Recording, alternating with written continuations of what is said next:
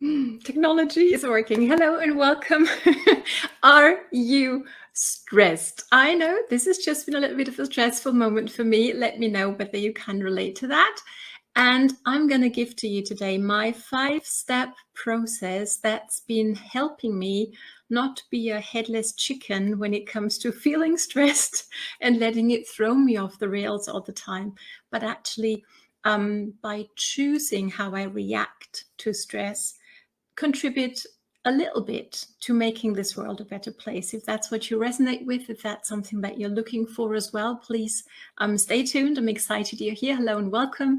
In case we haven't met before, my name is Katrin from bloomwithkatrin.com, and I'm coming live to you from the beautiful Bavarian forest over here in Germany.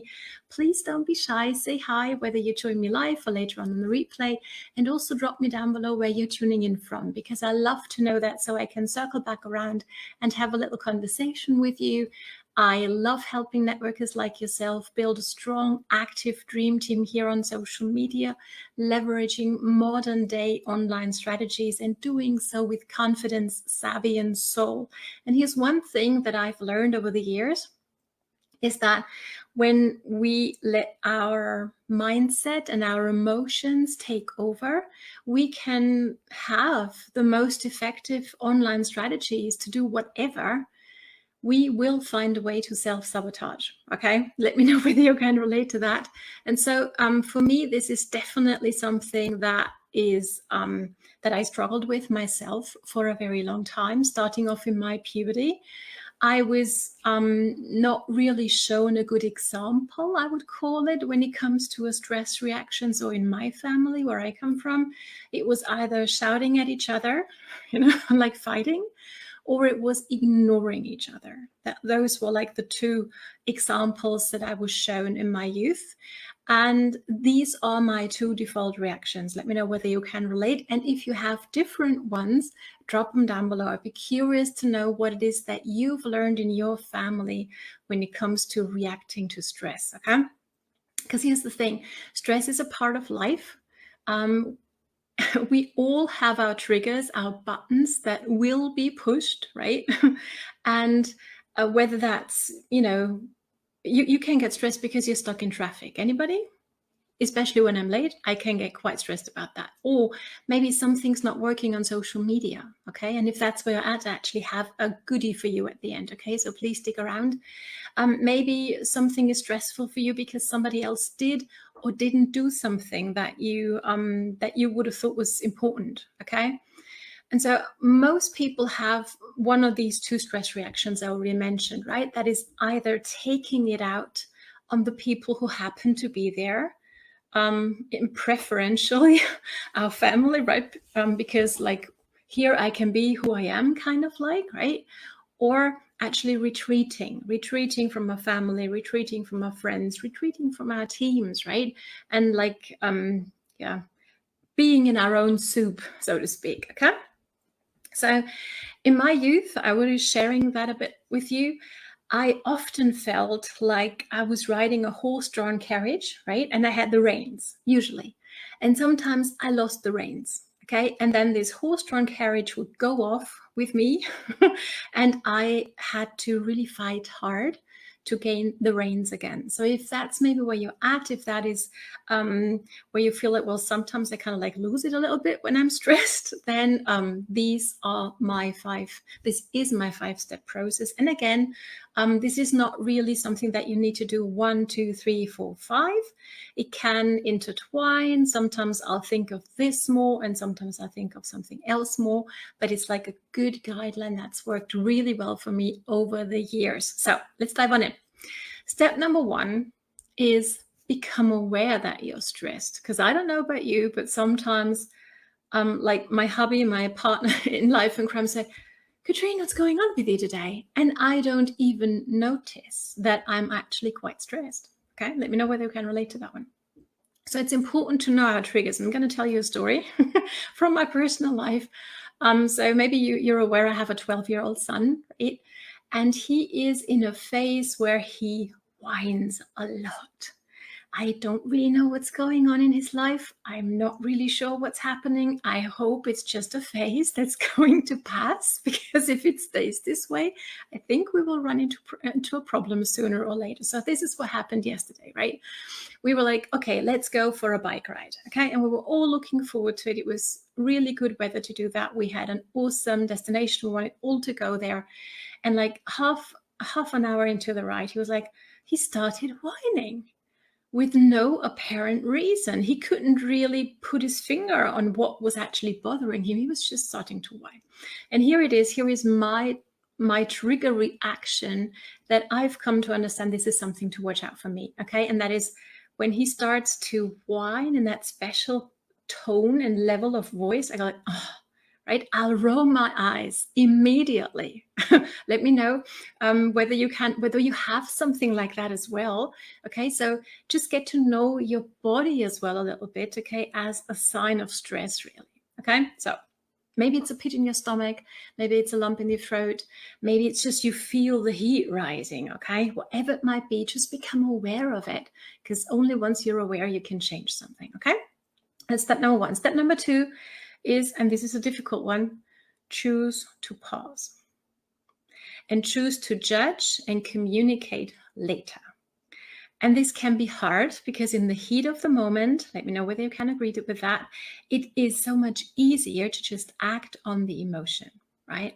Gives us even some sort of satisfaction, like, wow, putting it out there, right? What it also happens is very quickly, we might be jumping to conclusions and into judgment mode and taking things personally, while we completely forget to remember that we have, at the end of the day, no idea what's going on inside that other person who might have been triggering us. Okay? And especially when you go, oh, why did you do that? You know, we wanted to go for that bike ride. Everybody was in agreement. So were you, right? This is what you wanted to do. And here you are whining, how come? Right? It's not very effective. So instead of reacting, instead of sending that message to somebody, you know, who might have left us a negative comment, or who might have sent us a, you know, a not appreciative message, or, you know, rather than shouting at somebody right away, let's choose to not react, okay? And do whatever works for you. Maybe you want to have a little bit of a cry. I was very close to tears yesterday. Because I was so frustrated. How can this be happening? Okay. Yeah, that was just me. Maybe you need to walk it out. I like to dance things out, but it's not always possible to do these things, right? Sometimes, here's what I would do as a child very often. I would like take my pillow and really scream into the thing. Okay. So nobody else could hear, but I had this feeling of letting that energy go. So, but I want to give you a breathing technique. It's a 4x5 breathing technique that can really make a difference and help you, once you're aware that you're stressed and you've chosen you want to pause, to actually do pause and not do anything with it. Okay, so we can do that together if you want to. And I would be really, really curious to know what you feel afterwards. Okay, so get ready to type that down below. But here it is. Let's take a deep breath in and count to 5. Let's hold the breath for 5. Let's breathe out for 5. And let's hold the breath again. 4, 5. And then you repeat the cycle. For me, what it does is it instantly calms my nervous system. I can just feel everything like going. And to me, that's priceless, especially because for me, stress is a heat thing, okay? And everything's boiling up, and this is like calming it down. So that's for me the number one tip when it comes to, I want to choose to pause, but how do I do it? You control your breath. Step number 3 is put things into perspective, because in the heat of the moment, things can seem like nothing else in the world is more important, a huge drama happening, right? My son is a master at that, right? Ask yourself, will whatever might have been triggering you and stressing you, will it still matter in 5 minutes, in 50 minutes, in 5 days, 5 weeks from now? If it will, okay, absolutely. Go ahead and, solve the problem if there is one. But if it's at the end of the day, maybe just, well, it's just something, I'm just super busy and this is like, stressing me out at the moment. Just be okay with that and having that perspective.